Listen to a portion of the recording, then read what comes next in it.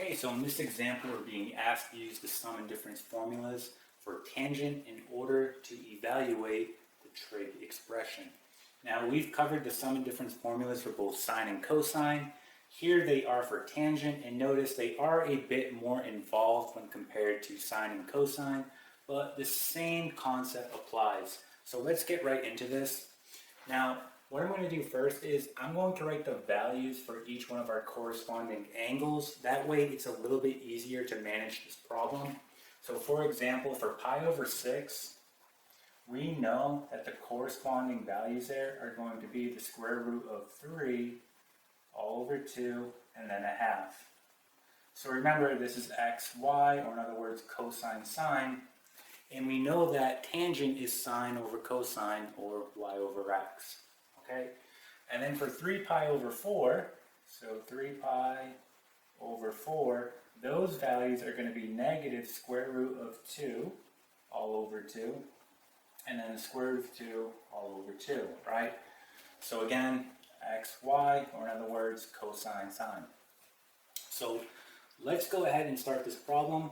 Looking at our operator here, we see that it's addition, right? So that means we're going to use this one here. So this is the formula we're using. So writing this out, we have tangent u, which is going to be tangent of pi over 6 plus tangent v, which is 3 pi over 4.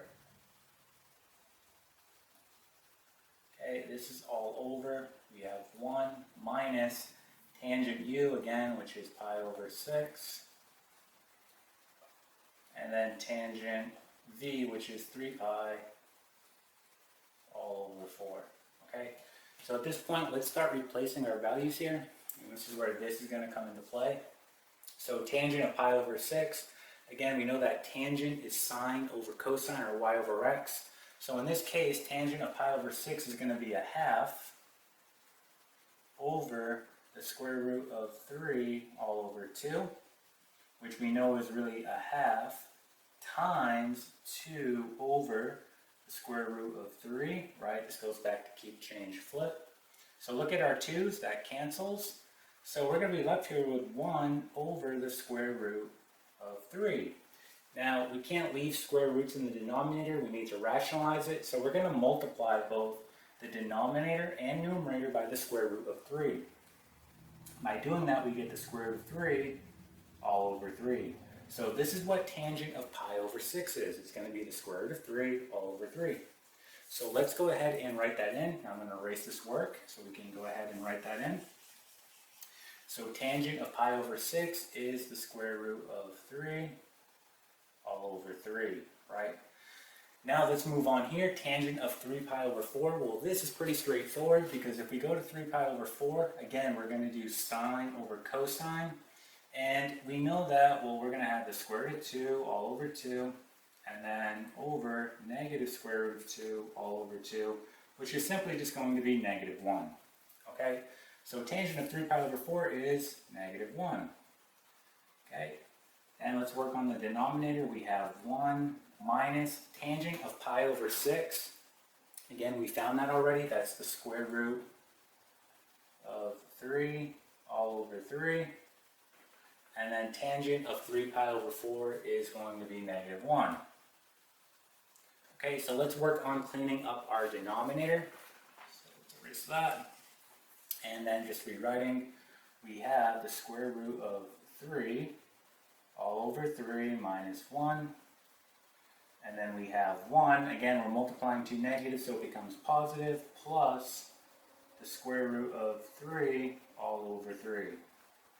Okay? So here's the issue. We have a square root in our denominator. We can't have that, so we need to get rid of it. So in order to get rid of this square root here, I'm simply going to multiply by the following. I'm going to multiply by 1 minus the square root of 3 all over 3. So notice how my sign changes here. And by doing this, this is going to naturally cancel out the square root. However, since you did it on the denominator, you also have to do it on the numerator. So we have 1 minus the square root of 3 all over 3. Okay, So we're going to break this down into parts. Let's first work on the denominator and then we'll work on the numerator. Alright, so let's erase this left side. I'll leave the original. Okay, and let's work on the denominator. So just rewriting this, we have 1 plus square root of 3 all over 3 times 1 minus square root of 3 all over 3. So essentially you're going to be doing FOIL here. So first, outside, inside, last. So doing first, we get 1. Now look at our outside and inside. Those are naturally going to cancel, so we don't have to write those. And then our last, we're multiplying a positive by a negative, so our answer here will be negative. So we're just multiplying right across. The square root of 3 times the square root of 3 is 3. 3 times 3 is 9. So this is really 1 minus a third, which we know is 2/3. Okay, so our denominator just reduced to 2/3. So I'm going to go ahead and record that. I'm going to say D for denominator equals 2 over 3. Okay, so now let's work on the numerator. So let's go ahead and erase this. And to make this a little bit easier, I'm going to go ahead and just rearrange what we have here. I'm going to write it like this. I'm going to have -1 plus the square root of 3 all over 3. And we're just doing that to keep it a little more organized. And we're multiplying it by 1 minus the square root of 3 all over 3. Okay, so same deal here. You're going to do FOIL. So first, outside, inside, last. So doing first, -1 times 1, -1. So our outside, multiplying two negatives, so it becomes a positive. So we get positive square root of 3 all over 3. Inside, same thing, square root of 3 all over 3. And then looking at our last, again, we're multiplying by a positive times a negative. So our answer here is going to be negative. And we get 3 over 9. Okay? So let's just go ahead and combine what we can here. We can combine this and we can combine this, right? So doing this out, we're going to get the following. We get -1 minus, this reduces to a third. And combining these, we get plus 2 square root of 3 all over 3. And then again, let's just take care of these guys right here. Let's do it right here. So we have -1 over 1, just rewriting that, and then minus 1 over 3. Okay, let's get a common denominator. So simply multiply the denominators, we get 3, right? 1 times 3 is 3. What did we multiply this by in order to get 3? We multiplied by 3. So 3 times a -1, -3. What did we multiply this by in order to get 3? We multiplied by 1. So 1 times a -1, -1. So we can see here that we get -4 over 3. Okay? And then, again, just don't forget this. We have plus 2 square root of 3 all over 3. Alright? And so what we have on our numerator is the following. Again, notice our terms here are sharing the same denominator, so we can write it like this. So our numerator is going to equal the following. We have -4 plus 2 square root of 3 all over 3. Okay? Now we can go ahead and combine this all together. Alright, so let's erase this. So let's take our numerator and go ahead and write it. So we have -4 plus 2 square root of 3 all over 3.